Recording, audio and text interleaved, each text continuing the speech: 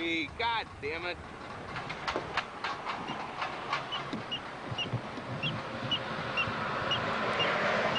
Shit. Tell us about this cruise missile. Where did you get this idea? When did it come to you? What's the history? It must have been a couple years ago by now, because these things take several years to finally come to some sort of fruition. It's a lot of water is passed under the bridge, and the actual moment of conception of that idea I can't exactly recollect, other than having this sort of feeling that people don't pay enough attention to the information around them, and that the idea of nuclear proliferation and weapons becomes this sort of intellectual mind game that people hear on television, talk about at cocktail parties, but it never really affects them in any sort of real, down-to-earth kind of fashion. And maybe it was being in a traffic jam someday on the way to San Francisco in the morning. That sounds like the most likely time for something like this to occur. Coming around that bend with all that mud-flat art down there and thinking, well, if there was a full-size cruise missile skimming off the water at about 600 miles an hour, heading right into downtown Oakland, what would people think if they were sitting there in their car driving to go to their jobs in San Francisco? Yeah. Just as great ideas happen driving to and from work or being stopped or whatever. Yeah, Having time to meditate. It was just sort of a pop image that came in my head. But it was strong enough to think that it would affect other people in some sort of a powerful way. And as the idea developed, the first place I saw it happening was being not projected, but being painted trompe l'oeil, full size, on the south side of the Bashland cabinet shop down in Emeryville, which is located in this very blacked out zone between where Highway 580 makes a sweep around and ends up on Highway 80 going east, and that at nighttime there are no lights in this area. And my vision at that time was of some spot-lit trompe l'oeil missile down in this blackness that people would see driving around the freeway. And of course they didn't go for that idea, and then I thought, well, it wouldn't be that much trouble to just transpose this image, which I sort of pictured being painted, onto something more mobile, such as plywood. May 31st, 1988.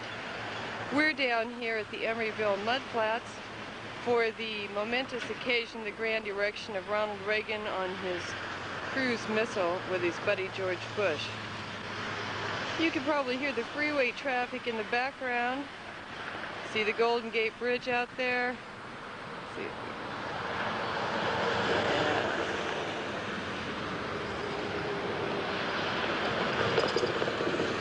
Sun is shining. It's around 7:15 in the morning.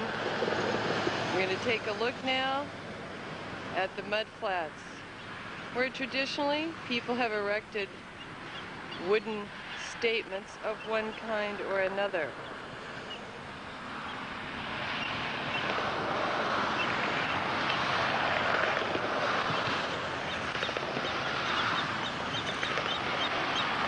Not too much of interest at the moment here in terms of statuary. The mudflats, as you can see, it's low tide. This is the busy intersection of Highway 80 going over to San Francisco. You can see that the toll bridge is a mere quarter-mile away going to San Francisco, so tomorrow morning all these 50,000 commuters or so passing by here will be able to see Ronald on his cruise missile. We can see Ronald coming around the corner here. Michael and his crew members are bringing the cruise missile. Oh, we're seeing the back of the cruise missile at the moment, but they're taking him down to the site where soon he'll be erected for all commuters. Look.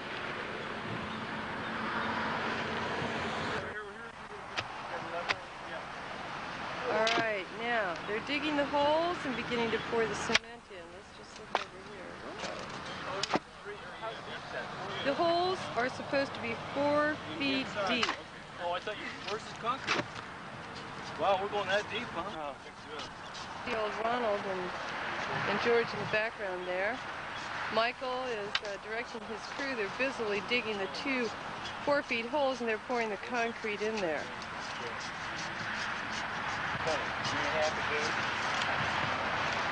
See if we can go in a little closer on Ronnie and George sitting on the missile. Oh yes. Good morning, Mr. President. How are you? How does it feel to be erected down here, the Grand Erection down here at the Emeryville Mud Flats? Erection? And Mr. Bush, how are you this morning? Great. You look all dressed up and ready to go on that cruise missile. Yes.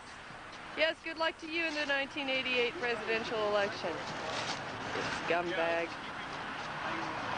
Okay.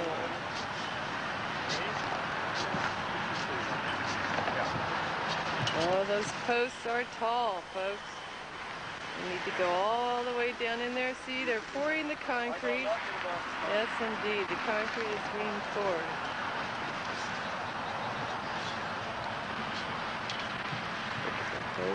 Make it backfill with that dirt, right? So we don't mess up the environment. Oh, we got a lot of water there. Oh, a lot of water.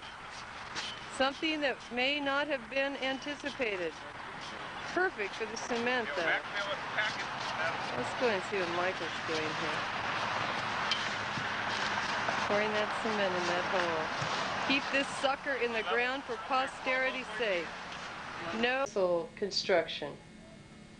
Well, it's pretty simple. Plywood with the first thing that was happening was the help from Brian Sulkus and doing some research and sending me a number of pictures of various cruise missiles from Chronicle files and other stuff that he had, so that I could actually get a picture of what this thing was like. And I took a couple of trips up to bookstores and actually wrote down like weights and lengths and measurements so I could get some feel of what this thing would look like. And discovered it was about 16 feet long, which just happened to be the length of 2 sheets of plywood.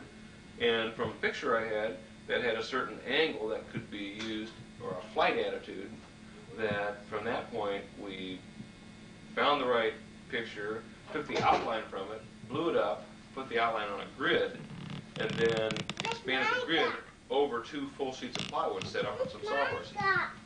At that time I went through the sequence of connecting the little squares to the big squares and just drawing in this thing full size, cutting it out, sort of rounding it over the edge with a router, and then Angela took over and gave it the 3 dimensions of depth from using a year and a half of development and doing it, and a couple hours here and there. There goes Ronald saluting, and George Bush. Let's get a closer look here at the boys as they're on their cruise missile. Yeah. Ronald holding the rainbow. Yes, the promise of the future. We're going to go way up.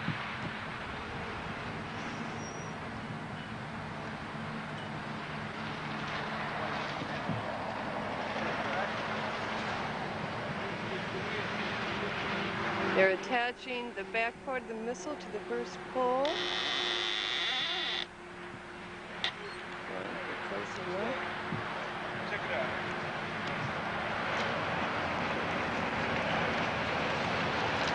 Taking a look. Let's take a back look also. Too much. It's what? No, it's going up. Looks like it's going down too much. Too much down, huh? Yeah. See? I know.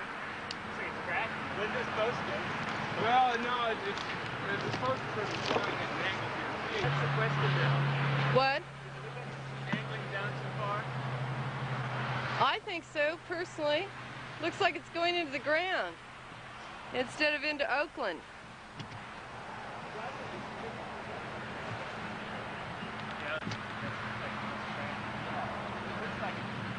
Tom Thornburg checking it out, making sure everything is fine. There's Peter taking a look. Yeah, I think you could, Everybody's taking a look from back distances here to see that the angle is correct. I think raise the front. I think they're discussing raising the front. No, I think we should just raise this one up.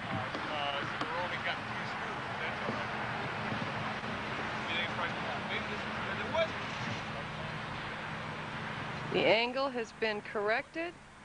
The crew is down there discussing and fine-tuning their work. Looks great! Michael is torquing the bolts down now on the poles.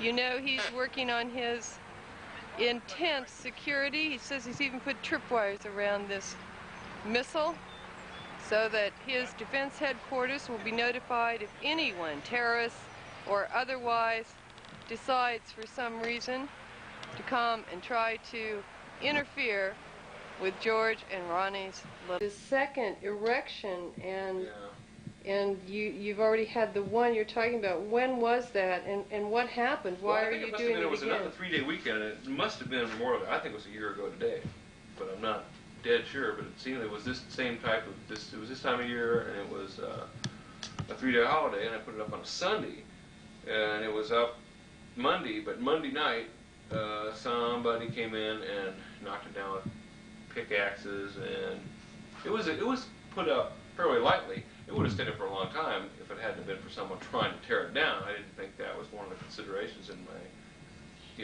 erection technique. As another sort of to ward off people unscrewing the thing, and bring along a small amount of Bondo to put over the screw head so they can't get a screwdriver bit in there. And as a final touch, putting pieces of rebar down the pipe past the screws, so that if someone would try to hacksaw it, if they got through the pipe, they'd hit the rebar, and they would never cut it through. And if that doesn't work, then one more thing I've taken is a can of grease, and I'll brush grease on the pole, so if someone tried to actually push it down, they'd just have their hands get greased. Greasing of the poles by Mr. Morley. Mr. Morley is making certain that people don't try to get up there to pull down Ronnie and George, so he is doing the traditional greasing of the poles. This is a standard national security defense posture of greasing the poles. It's from an old boys network, I'm sure. And there is another crew member who is also torquing down. Now, this man is usually associated with Blue Dolphin Plumbing, but he's come out today to do some actual hands-on construction. Of course, these are poles. They look like pipes. Perhaps he, thinks he's plumbing. I don't know. All right. All right, Michael says. Here are all the guys now doing the final touches. Get in the picture, Peter. I have close-ups. Yeah.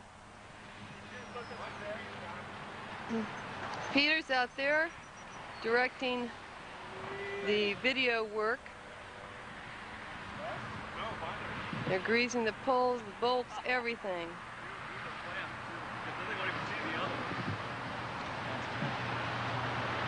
Let's get a close-up of old John the plumber. Whoops, too late. Look at his brother Tom and Michael Morley putting those final touches on, chatting as they go. There's Tom with his brother John. You can only see the bottom part of John, but that's the best part of John. So, so it goes. There he is, John Thornburg, folks. Let's take a look at the other member of the team besides Mr. Morley, Peter Master, who is a master at observing these kinds of ceremonies. I'm going to get up, it's daybreak, go down, you figured out when low tide is, and install the cruise missile with the new addition of George Bush as well as Ronald Reagan. Yeah, we must thank Angela profusely for bringing life to. George is a pretty hard turkey to bring life to. As a matter of fact, I'd like to end this thing up. It's hard to sort of explain how an idea like this ever comes about, ever gets done. But when I read a quote like this in the front of the Image magazine from the Chronicle, this is by Hunter S. Thompson, about George Bush was a mean crook from Texas. He had no friends, and nobody in Washington wanted to be seen with him in the streets at night. There was something queasy about him, a sense of something grown back into himself, like a dead animal. When you get quotes like that, I think there's other people around there that have a similar sort of feeling towards George and Ronald that I do, and it's inspirational. I know that.